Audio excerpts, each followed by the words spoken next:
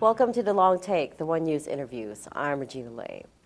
Today we've got a very special guest with us who will talk about artificial intelligence and what opportunities or challenges there may be for the Philippines. I'm talking about Ahmed Mazhari. He's the president of Microsoft in Asia, and he joins us here today as part of Makati Business Club's Global Leaders Series. Ahmed, thanks so much for being here with us today. What a great pleasure. Thank you for having me. You're here to talk specifically about one thing, which is opportunities for further adoption of AI, artificial intelligence, in the Philippines. I wanted to start from a bird's eye view, which is, okay, so where are the opportunities? And conversely, where are the threats and the pitfalls, if you may? This rate of diffusion of technology is probably not been seen in the world ever before. And I may be so bold to suggest that as you look at even the generation of mobile phones, which was a big pivot, or the internet, this is faster, more pervasive, more inclusive. And we see across the board, from hospitals, better healthcare, better education, better manufacturing, better services, better software development. GitHub, which is our most advanced AI software product, growing at 40%, has millions of developers there, and productivity is being delivered from AI software development can go between the 40s and the 50s. So it's not going to be the end of humanity, as some have been saying. We're not going to see the end of humanity soon. AI is a massive inclusion tool and technology. And I'll share with you an example that excites me a lot, which is around healthcare. If you think about an ultrasound device which costs tens of thousands of dollars, and every ultrasound costs thousands of dollars, what we worked with the Gates Foundation is actually to develop an AI-led ultrasound machine that's mobile, that actually reduces the skill level to conduct the scan. Right. Yeah. So you're going from a scan which could be hundreds of dollars or thousands of dollars to a $2 scan in markets in Africa and Southeast Asia, where we can actually help save lives of pregnant women. That's actually the case always with technology, right? As it matures, it becomes cheaper and becomes more accessible to everyone. But anyways, with AI, as far as Microsoft is concerned, you shot to the forefront of that race by investing in OpenAI, which developed ChatGPT, reportedly to the tune of about $13 billion. I've heard Satya Nadella, the CEO, talk about how the plan is to democratize AI. But for you specifically, what will this bring you in Asia Pacific? What will this do for the business in Asia Pacific? There are a couple of areas that I think it might be useful for us to talk about. Any technology has to be understood. So we have a very critical role in the AI ecosystem to help governments understand what this technology is all about. We're also equally invested. We just signed with 19 other companies, how to regulate AI in the world. We're on AI in the Hiroshima Accord as well. So we're actually proactively thinking about how we enable progress. With OpenAI, where we have a very deep relationship, we'll look at many dimensions of inclusion. Can we make every citizen of the world more productive? And I started with healthcare. Let me shift to education. I had the pleasure of meeting a teacher in a government school lately in Bangalore, just literally 2 weeks ago, who said that I was investing 3 hours a day in lesson plans and thinking about what to teach. That has changed into minutes. Equally, then I accelerate from there and I drop myself into Manila. And one of the banks here has implemented the Microsoft Copilot. And they're saying that in some areas, it has gone from like days to build a product catalog to hours. They are unlocking up to 70% productivity of human capital. So we see AI in its application from airlines to manufacturing to drug discovery to even new metals. The Microsoft Research Laboratory is working with the US Energy Development Platform, And what we did was we created 32 million potential substances that could create a low lithium battery. 32 million unknown substances. Those 32 million were distilled into 18 in 80 hours. And from that, we created a new lithium battery which has 70% low lithium. So that's the power and the opportunity for inclusive growth. And there is no better way for Microsoft to fulfill its mission than now of empowering every person and every organization to achieve more. So you've touched on healthcare, education, manufacturing a little bit. What about outsourcing, which, as you know, is one of the pillars of the economy in the Philippines? And how clear is it to you that this is going to fundamentally upend the way we work and upend the way that outsourcing is structured right now? Yeah, it's a great question you ask. If you were to talk to any business leader in the developed world, one of the most significant challenges they face is labor shortage. One of the most significant issues that presidents and prime ministers in developed worlds deal with is an aging population. There is no better way than for Philippines to think about this being an augmentation engine. The power of people plus AI to deliver a better outcome. So I actually see this as an opportunity. And if you look at industries that have evolved over time, at the turn of the previous century, more than 98% of the US working population was in agriculture, supporting a tenth of the population of today. Today, that number is 2%. And yet, so unemployment rates continue to be at very low single digit. When the world continues to be more productive each day, we will find new jobs coming up, right? I mean, think about a job title called prompt engineering. I wonder how many people heard of prompt engineering as a job. And the other opportunity that I saw with a startup was now prompt engineering can be democratized. So I met this wonderful lady from a little village who is doing prompt engineering work on her local language because there's not enough content, and she's making 5 times the wage. But you can't take away from the fact that this is bound to displace a lot of people, especially given how fast it's developing, as you pointed out earlier on. What needs to be done here? Always people talk about reskilling and upskilling, but upskilling to what? What skills are going to be needed in this kind of future that you were working towards? Right, that's a fantastic question. And we, as Microsoft, are at the forefront of several skilling initiatives. We do skilling initiatives, and we've done skilling initiatives. In fact, we're launching something pretty significant in this market as well.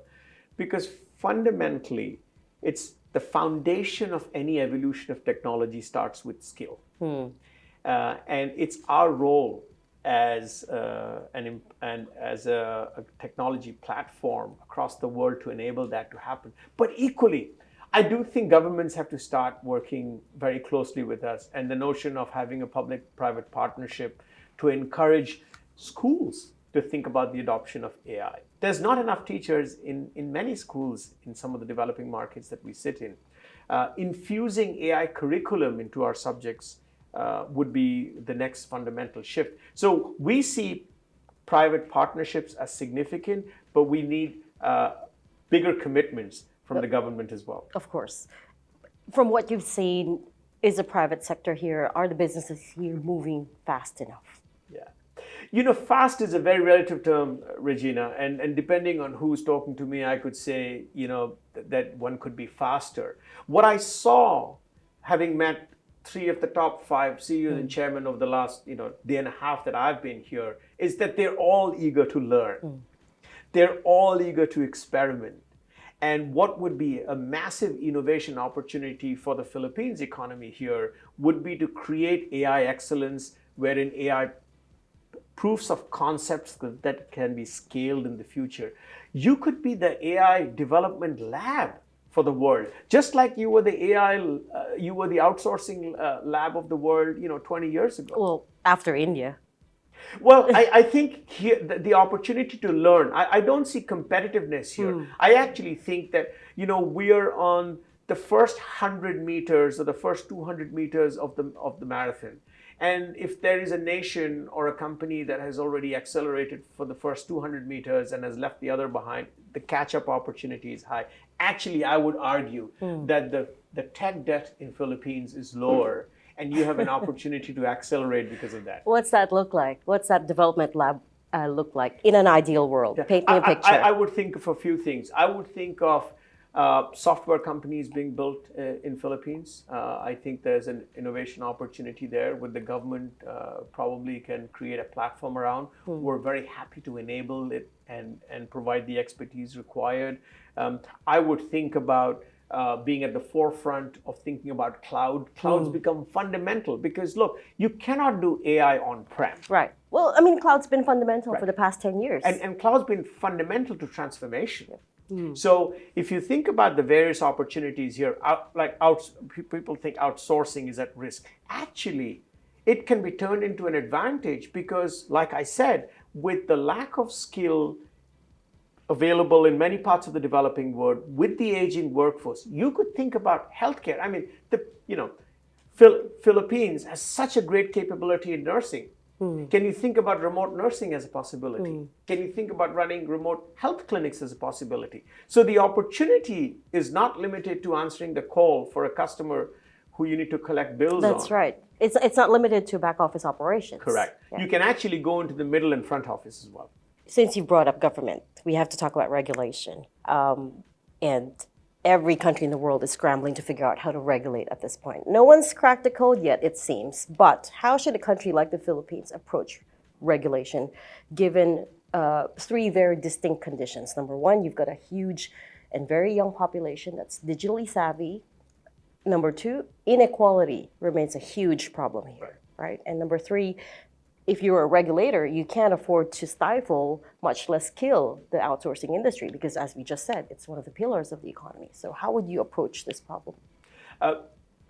Terrific question, and it's actually a multidimensional question. But let me start at the core of where you are.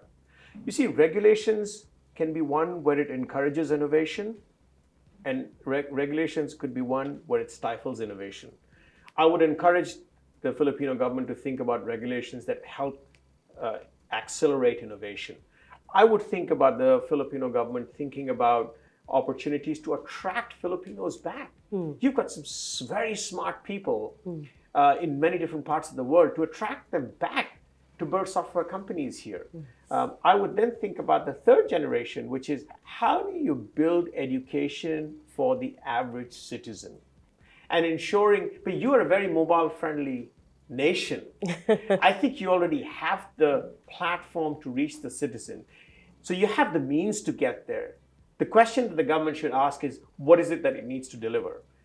National ID is a massive opportunity for unlocking digital infrastructure, right? As is evident in other markets of the world. So, I mean, we as Microsoft and of other AI companies in this space are very keen to partner with the government to drive innovation further. Should it throw the doors open, wide open to startups in this space, to everyone who wants to get into this, into AI? Yeah. Look, I would start by having a government body that starts deeply thinking about the role of AI in the 450 billion economy that you have and thinking about how it can unlock more. Our study has suggested that just in Philippines, we believe there's about 79 billion of productivity to be unlocked over the next few years.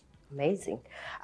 Just very quickly, you also mentioned signing a petition with 19 other tech companies, where 20 of you committed to combating what you call the deceptive use of AI in elections. And there are a number of elections being held around the world this year, affecting some 4 billion people. What exactly are you committing to do? We're committing to ensuring that an average citizen receives information that is secure, that is safe, and that is trusted. And, you know, the Philippines isn't holding an elections this year, but we do have midterms coming up next year. And again, how would you tackle, you know, a country like the Philippines, where once upon a time it was called the ground zero for disinformation and fake news, right? So how would AI best be used in this context? I'd go back and remind ourselves of what we just spoke about, which is citizens' awareness. I think when I see it even in the corporate world, where people have an imagination of what AI should or could be. Consumers are probably not as literate as even the boardrooms, so making sure that they're aware of it, them understanding, the positive and the negative of the opportunity is a good one. So citizen education, I would think, is a big one here. And then just lastly, healthcare, education, manufacturing, outsourcing, what else is there? What other industry should be now looking into AI? I would argue there's not an industry that could be left behind. Including media. Yeah, we all feel it. AI-generated content has made its way into the mainstream, right? And it's enriched the content that's out there. Thank you so much for being with us today, Thank Ahmed you Mazhari. for having me, and I'm really excited about Philippines. And that was Ahmed Mazhari. He's the president of Microsoft in Asia. Again, I'm Regina Lay, and this is The Long Take, the One News interview series. Thanks for watching.